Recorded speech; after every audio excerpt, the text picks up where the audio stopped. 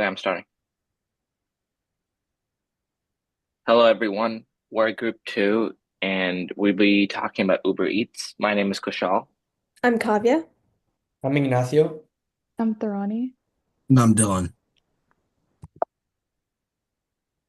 So, for today's agenda, we'll be talking about Uber Eats' business context, the market they operate in. Previously, we talked about transparency pricing as a solution. We'll be pivoting a little bit, and then we want to talk about the customer pain points through our VOC analysis, and then move into our MVP, and then coming up with some testing specification and implementation plans that help us understand how viable our product is. And lastly, we want to talk about some risks and some open-ended questions that we may have to face in the future. All right, so talking about the business context and market fit, the food delivery industry is expected to grow at an annual rate of 10.6%, which is a very big, massive market. And in this particular market, Uber Eats holds the second largest market share of 23%, right behind DoorDash.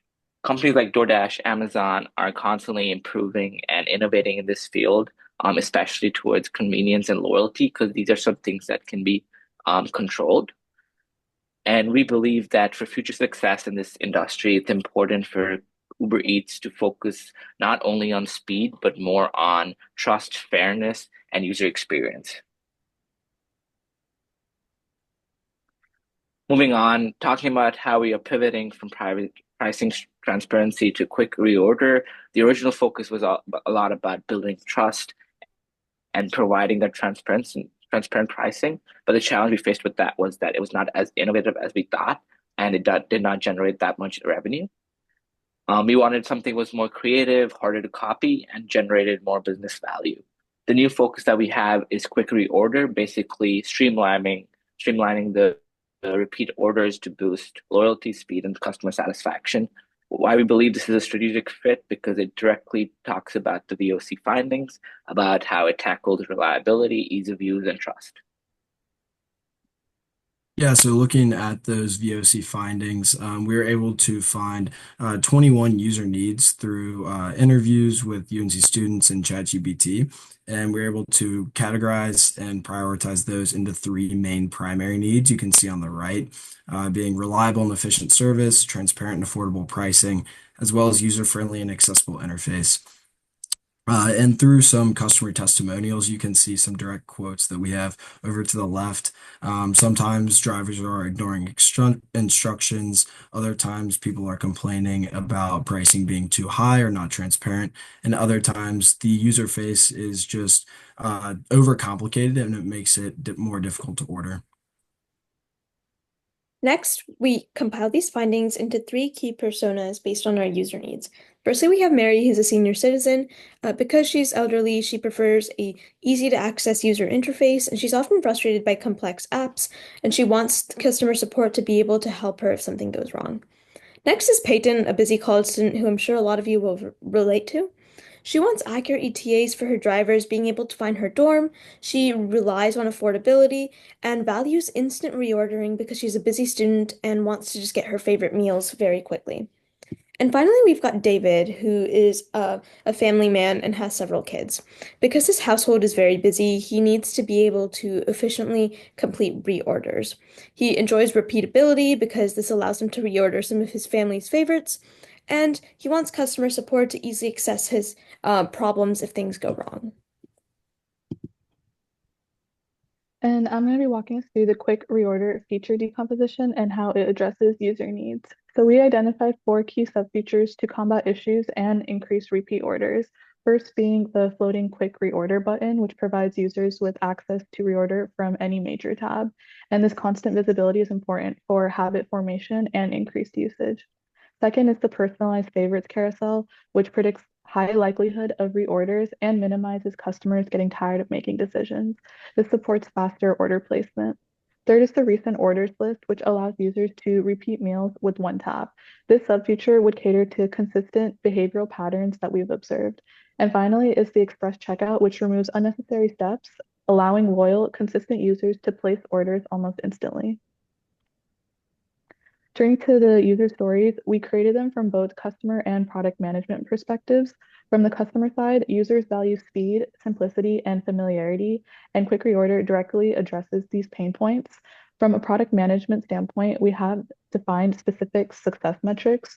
So we will track feature usage to quantify adoption, measure the time reduction from app open to order confirmation, and collect satisfaction data from targeted post-order surveys. Lastly, we convey these needs into actionable functional requirements. The floating button will remain visible but not intrusive across the key navigation screens. Personalized favorites and recent orders will update based on user history, ensuring relevancy and accuracy. The express checkout will bypass the cart review step, so pre-filling user details to speed up ordering without giving up reliability. And important verifications will remain in place to mitigate risks such as order errors. So these functional requirements are designed to deliver that seamless user experience. Awesome. Now let's talk about the MVP for our one-tap reorder. So our three key feature objectives were building a easy feature that allows users to easily reorder favorite meals, also reducing ordering friction when it comes to finding and choosing a meal in restaurant, and also boosting repeat orders through a fast, convenient flow. Finally, one thing crucial to differentiate this with our original features were that this feature drives business value. It clearly improves conversion as well as drives profit based on the greater number of orders placed for Uber Eats. So it solves for users the problem of them wanting simpler interfaces and faster, more accessible purchase methods. Next, it improves the value proposition through saving time for users, increasing their retention, as well as encouraging repeat orders based on their favorites. And finally, we justified this through the high value, low effort option of the matrix. Looking at it, we can see that our feature falls clearly into the lower effort, higher impact, making it an easy win and something that we should pursue. Now, looking at the MVP overview, there's two main screens we designed. Starting with the homepage, we have the quick reorder button, which is always going to hover no matter what tab you're on, and it opens up to this pop-up, which features two main things. Firstly, a favorites carousel where you can sort of swipe through some of your top meals. For example, Chipotle, if you've ordered like several times, it's your favorite, you can easily one-tap reorder. You can also look at your recent meals. This is also existing in the orders tab of Uber Eats, but we also brought it here so you can easily accessibly view this on the homepage. This incentivizes users to skip the cart and immediately press the one-tap reorder if they're sure this is the meal they want, if it's a favorite. Yeah, and looking into testing specification, so we wanted to test if a quick reorder option will increase reorder rates by making it easier for users to repurchase those past orders. So for our test design, our control group was no quick reorder shown, and the treatment group was obviously showing that prominent button down in the bottom right corner. For test parameters, we looked at around 100,000 users over 2 to 3 weeks, looking for a 2% increase in reorder rate. Now, moving on to the expected outcomes. So like I said, we wanted that statistically significant 2% increase in lift reorder rate. And if we do not see that, we'll refine or reposition the feature. Some risks and mitigants we were looking at, one being peaking, trying to mitigate that by locking in those sample sizes and duration beforehand. Second, spillover effects, which we can mitigate by user level randomization and geosegmentation of users. And then lastly, misleading clicks. We can focus on full funnel conversion and not just click-through rate to mitigate this. And then lastly, some metrics and success criteria. Our primary metric, like I mentioned, we're looking at is percentage of users reordering in 7 to 14 days, that reorder rate. Some secondary metrics, time to reorder, click-through rate, and conversion rate, as well as session length. And then finally, our guardrail metrics. Looking at order error rate, average order value, and order abandonment post-click, just to make sure none of the tests are impacting revenue negatively. Great. Now let's walk through our implementation timeline. We'll focus these next two slides on it, but first we want to mention that we prioritized launching the quick reorder MVP first. because it immediately addresses a major user pain point, which is simplifying repeat orders. So here in this graph, we can see how we wanna kind of like order this. We wanna reorder from past orders the fundamental quick reorder MVP. Then we wanna add the personalized quick reorder suggestions and the year use the add the quick reorder promotions. So now looking a little bit more in depth with our key milestone and timeline, by June 2025, we want to have finalized the MVP specifications by finalize the functional and technical aspect for this new button. By August 2025, we want to have the MVP alpha, which is created only for internal testing. By September, we want to have the MVP beta, which will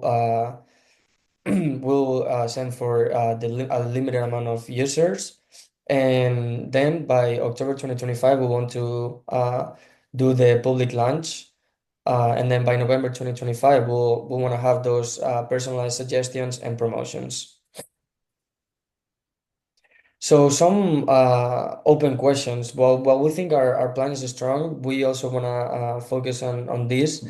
So our first open question will be that will user trust this express checkout enough to skip reviewing their orders, especially for group orders that are bigger. Another question that we came up with is how frequently will users choose to use the floating quick reorder button versus just doing traditional browsing? And the last open question that we came up with is if a past orders item are no longer available, what is going to be the fallback? And are we going to suggest similar dishes or are we going to recommend nearby restaurants? So now for our risk and mitigation strategies, we came up with three different risks that we thought they were major and then how to mitigate them. So we start with a no notice or a heavy use of the feature. And then to mitigate this problem, we came up with the A/B testing, the different buttons designs or placements. Also run onboarding tooltips and other other different stuff for this new feature. Another risk that we came up with is the express checkout could cause accidental orders. And a way to mitigate this problem is allow a 5 to 10 second window to undo this purchase. And our last risk is will the floating quick reloader button could interfere with future UI redesigns or major features. And how we want to mitigate this problem is making the floating button dynamically removable or adjustable based on the context or in-app campaigns. And this is all. Thank you very much, and we're looking forward for your feedback.